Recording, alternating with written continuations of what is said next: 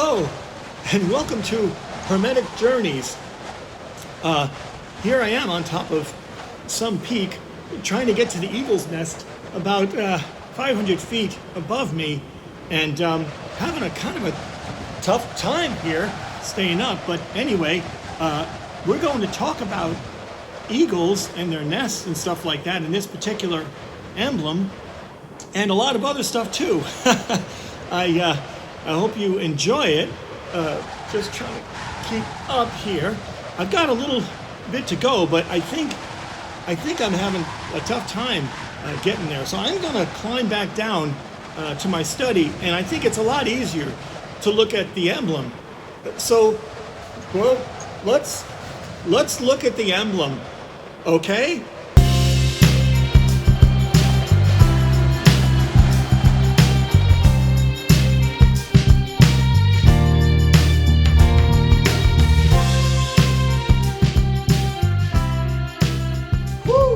That was some climb, I'm telling you.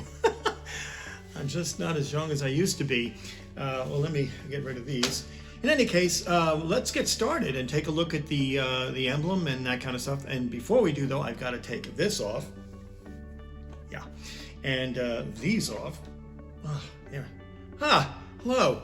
How are you? Let's go get right into this and take a look at the emblem. Wonderful emblem, and it really could be a postcard. I mean, except for the weird birds on it. If you think about it, it's a lovely setting here. There's a town, and in the center of the town is a mountain that rises to a peak, and on top of this peak there is a nest and two birds in it. So let's see what the motto says and see if it can shed any light on this particular image for us. The motto says, "A young eaglet attempts to fly out of its own nest and falls into it again." Okay, so we know that they're eagles, all right? So let's take a look at the epigram. The eagle had built a nest in a hollow rock, in which it hid and fed its young. One of them wanted to rise on its light wings, but was kept back by its brother, a wingless bird. That was why the bird, flying up, fell back into the nest which it had left. Connect them head to tail and you will succeed. Okay, so we're getting a little bit more information here. We can see that Michael Myers talking about connecting them. Well, what does that mean?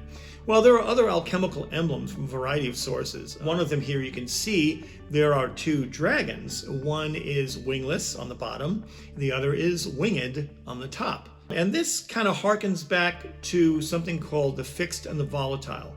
But before we get into the fixed and the volatile, I need to talk about the ancient Greeks once again, our old pals, the ancient Greeks.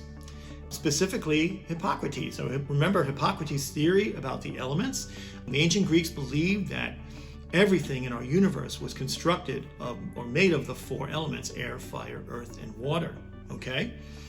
And about 100 years later, another brilliant Greek scholar comes along. His name is Empedocles. And Empedocles says, well, what's keeping these elements apart and what brings them together to create things? Remember, he came up with the theory of love and strife, okay?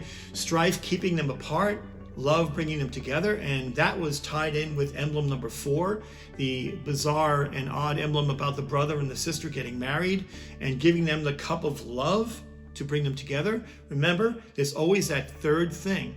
And specifically, as a reminder, my good friend Steve Kalick, who is a practicing alchemist, who we will talk about a little later, reminded me about that in that particular emblem. So there's always some third thing. Remember, another very interesting fellow, Paracelsus, right? All right, who was our mystery guest in many videos. Well, Paracelsus came up with the concept of there being not just two opposing things like mercury and sulfur, all right? But there's a third thing, there's salt, right, which is the body. And we're going to get into some more detail on that. So we're talking about Hippocrates and Empedocles and, of course, Paracelsus. And let's go back into the Discourse, all right, where Michael Meyer does mention a few things to give us some clues concerning this. And, of course, we know now that we're on the right track. For the manifestations are built up from elements, which are mixed in an imperfect way, namely from the light elements, fire and light, and from the heavy elements, earth and water, which, however, temper each other's effect in such a way that the one does not flee without the other. Okay, so he's alluding to these birds as being metaphorical, these eagles. Okay, they're metaphor, right? He's talking about light elements, heavy elements, all right? He continues, and he actually almost tips his hat. I know, that sounds incredible. Michael Meyer tipping his hat? He probably didn't wear a hat.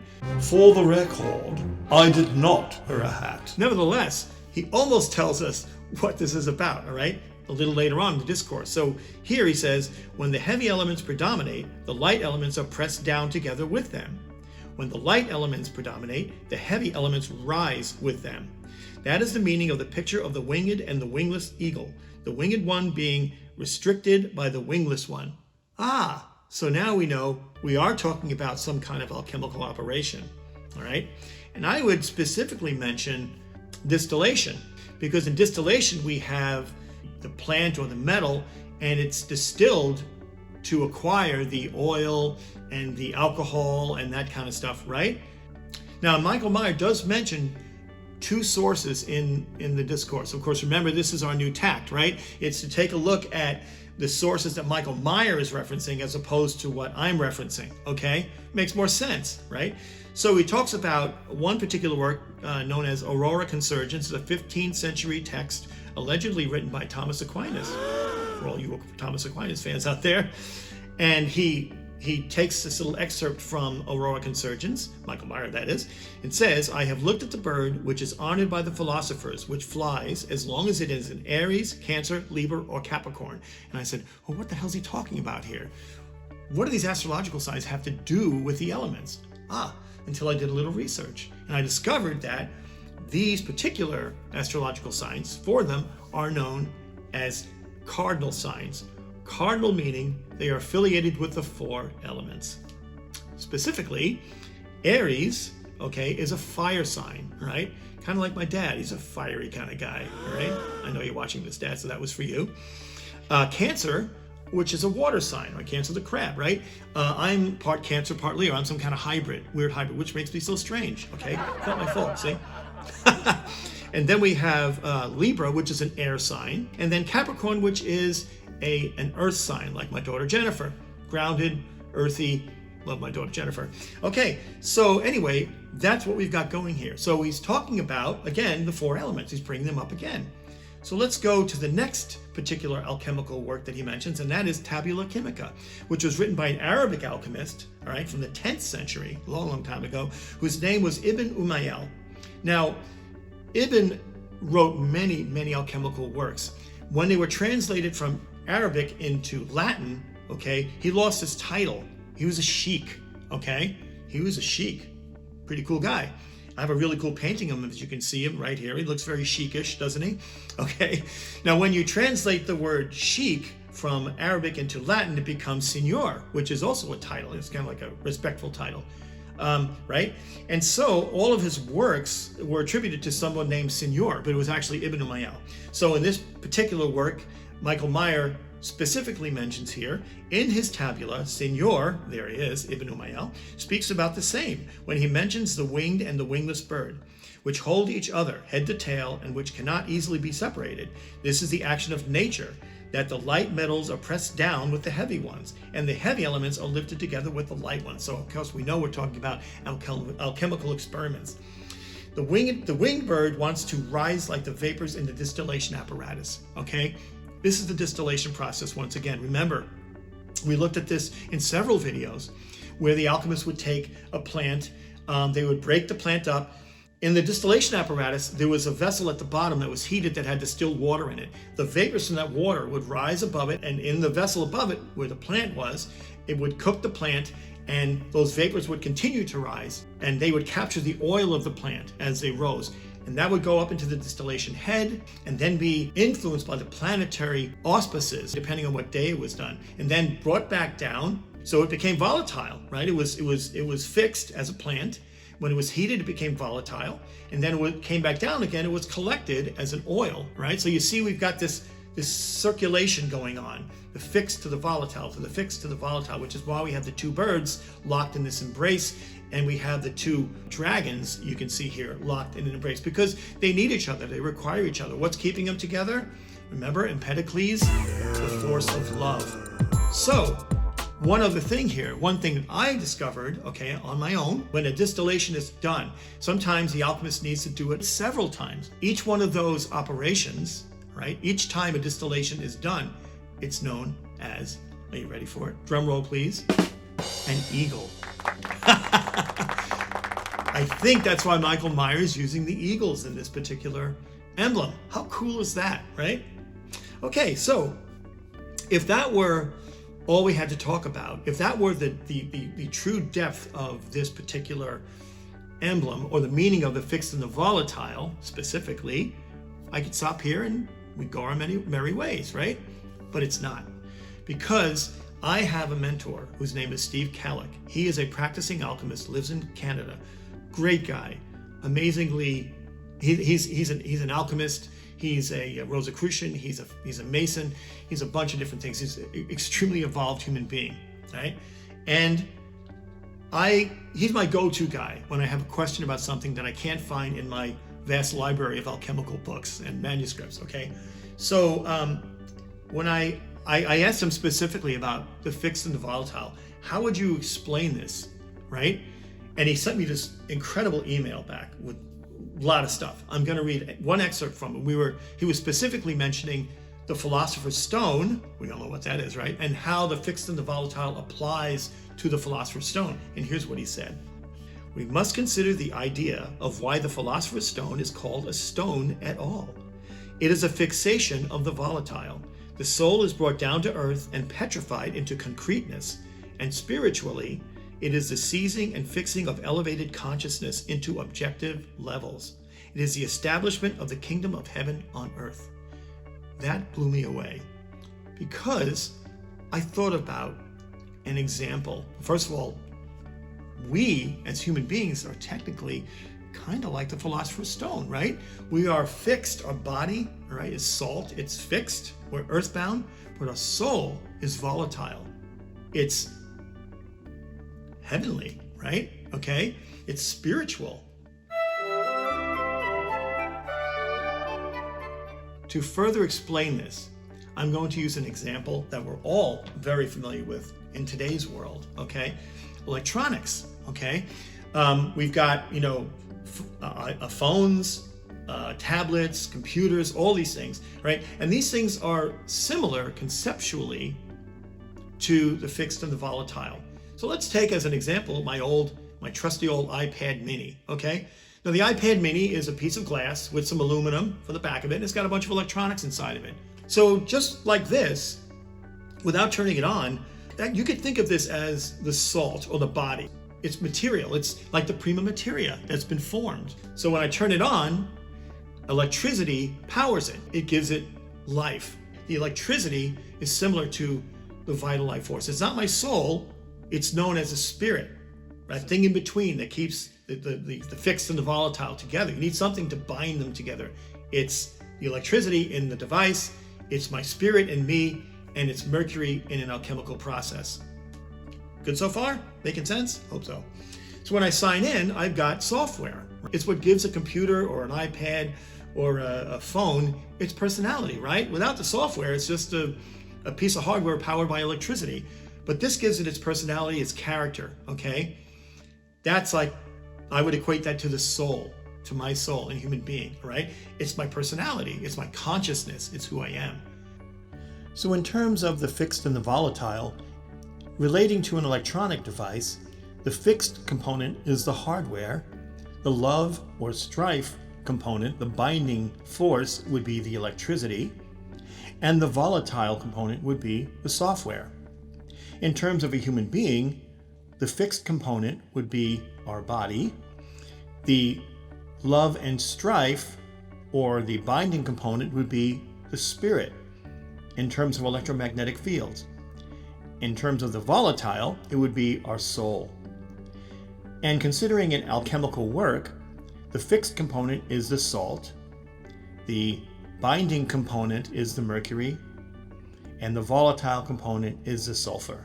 I hope that makes sense, all right? And I hope it kind of clears this up. And now, let's go to the next section of the video.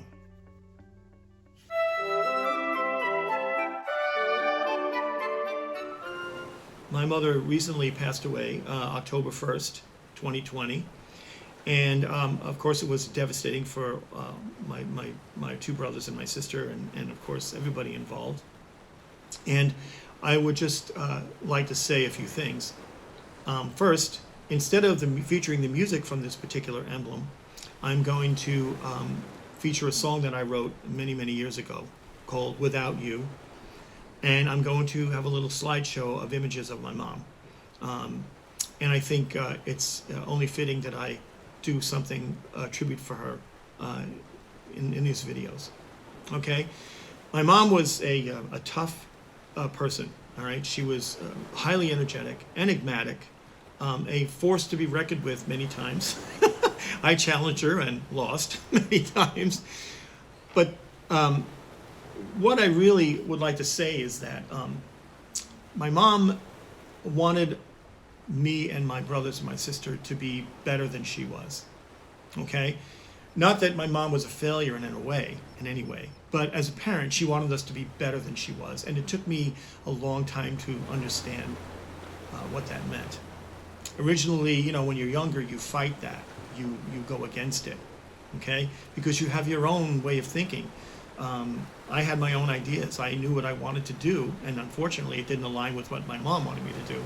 And, you know, I'm sure all of us run into that kind of thing with our parents, right? And I'm a parent with 4 wonderful children, and I'm very happy with what they've done. But in any case, just to say that, Mom, I miss you and I love you, and I will always remember you, and I will never forget you. And as tough as you were, and as hard on me as you were, I understand that you only meant the best for me.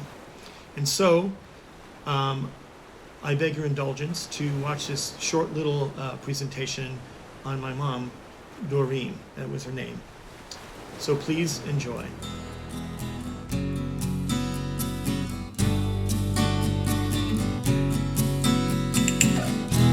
I cross the riverbed without you. That line inside my head. Without you. Without you.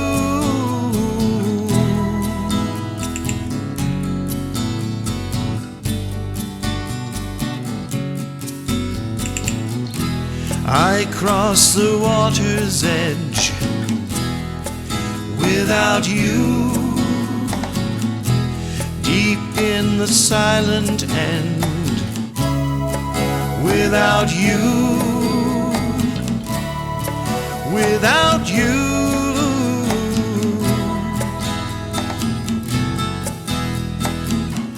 You need to wish me well.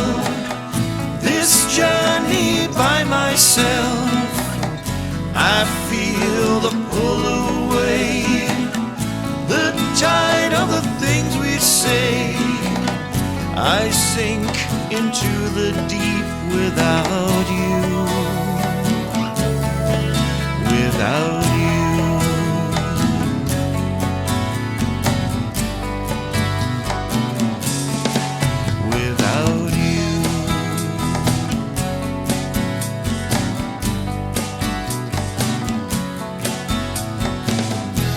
I found the emptiness without you, silent before the end, without you, without you.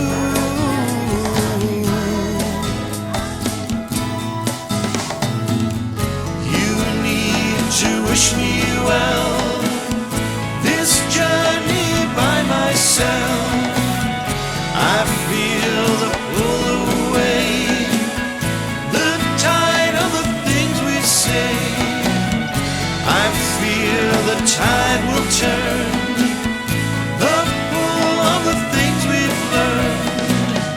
The waves will drag me down, the swell of the water around. I sink into the deep without you, without you.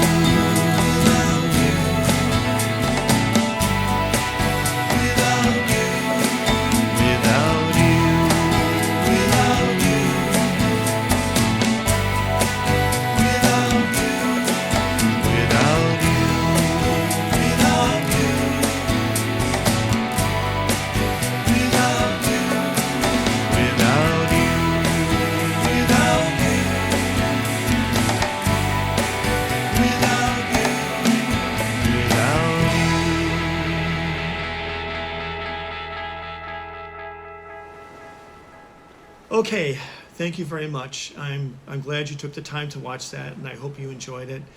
And again, we will continue because life goes on. I will continue doing these videos. We will be on to emblem number 8 in the series for the next video. And but I will always remember the things that my mom gave me, as I hope you will for your moms. Please have a wonderful day, and I hope you enjoyed this video.